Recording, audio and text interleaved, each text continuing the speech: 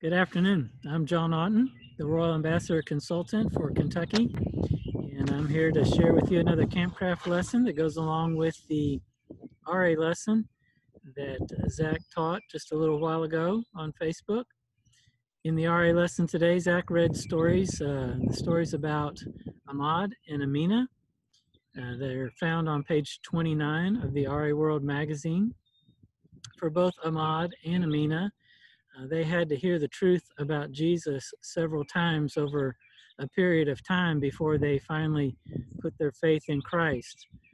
But after following Christ, their faith could not be shaken by any kind of adversity or obstacles that were placed in their way.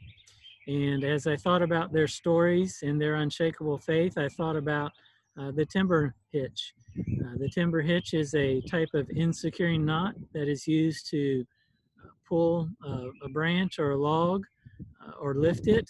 And I'm going to show you how to tie that timber hitch today, and then talk a little bit about the connection I see between that knot and the stories we heard today. I have a fallen branch here in my yard. It's just on the other side of the laptop, and you'll see that in just a minute when I switch my camera view.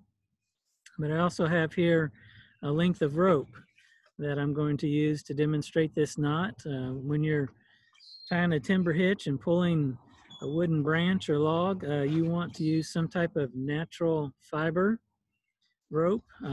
There's different ones available. There's jute and sisal and manila. This particular rope that I have here is manila rope, and I'm going to use that. You want to use that because the natural fibers in the rope bite into the wood of the branch much easier than, say, a synthetic polypropylene type of rope would do. So we're going to use this natural fiber rope to demonstrate this knot. I'm going to change the camera view here and walk around to the other side of my laptop so you can see this knot.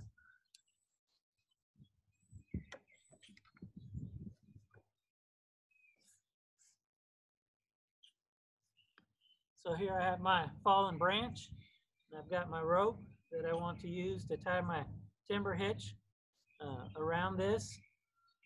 What we're going to do first is you're going to take the rope and you're going to make a turn around the branch that you're tying it to, and you're going to leave enough of the working end here to pass back around this, probably at least halfway, if not a little bit further.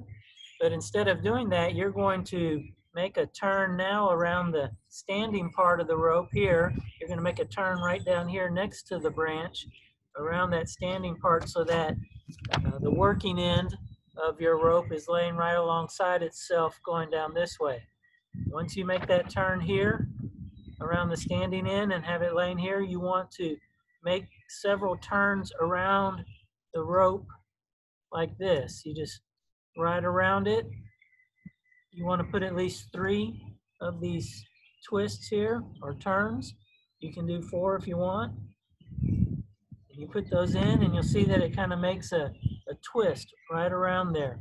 I call them knuckles because that's what they look like to me, but it's these twists or knuckles that will bite into the wood and allow this knot to grip. So you just pull it up tight right here, and then when you take a hold of it and pull, it's going to grip that branch and allow you to pull that branch along without this knot sliding along the length of it. And so that's how you tie a timber hitch, and that's the purpose, one of the purposes you would use that for. I'm going to walk back around to the other side of the laptop and switch the camera views again, and then I'm going to tell you the connection I see between this knot and the stories we heard about Ahmad and Amina.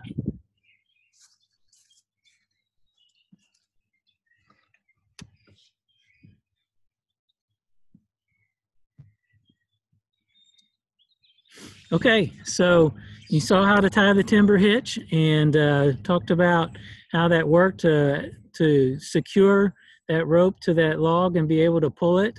When I thought about Ahmad and Amina's story and the number of times they had to hear the gospel before they put their faith in Jesus. It made me think about that timber hitch and how you have to put 3 or 4 turns around that rope to create those knuckles or the twist in it that would allow it to grip. But just like Ahmad and Amina, once their faith was in Jesus, that faith became sure and secure and unshakable, and allowed them to endure a lot of adversity, loss of jobs, enmity from their family, things like that. And in the timber hitch as well, once it's tied and secured and pulled up tight, it doesn't slip. It's unshakable and allows you to do the work of pulling that log that you intended for it. So that's why I thought of that timber hitch, and I hope that when you use that knot in the future, you'll think about unshakable faith and putting your faith in Christ and not being moved in your trust in Him. The timber hitch and knowing how to tie it.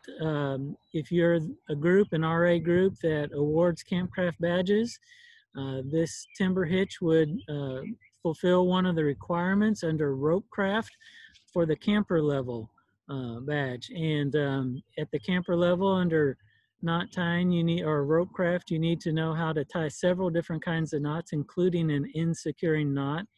And of course, the timber hitch is a knot that would satisfy that end-securing knot.